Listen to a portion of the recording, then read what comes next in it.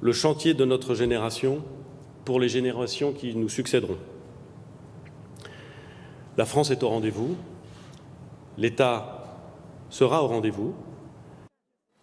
Voilà, on a l'impression qu'avec cette allocution, on a l'impression qu'avec cette annonce, tout est fait pour que l'attention soit concentrée sur Notre-Dame et sur ce défi un peu emblématique qui serait fait à la France d'aller vite comme preuve de la volonté présidentielle, Laurence. Est-ce qu'il a raison de lier l'un à l'autre, même si ça n'est pas fait explicitement ?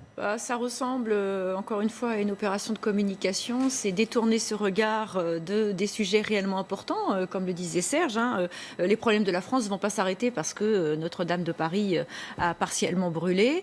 Mais bon, dans le message, il y a quand même une chose importante, parce que je relève que Yvan, tout à l'heure, parlait de différentes communautés et de la communauté catholique. Moi, je considère que Notre-Dame de Paris, elle appartient pas qu'aux catholiques, et qu'elle n'est pas qu'un symbole de l'histoire de France qui est liée au catholicisme, qu'on soit bien d'accord, parce que l'histoire de France, elle n'a pas commencé au baptême de Clovis, elle a commencé bien avant, et pour moi, la France n'a pas des racines chrétiennes, mais une histoire liée à la religion chrétienne.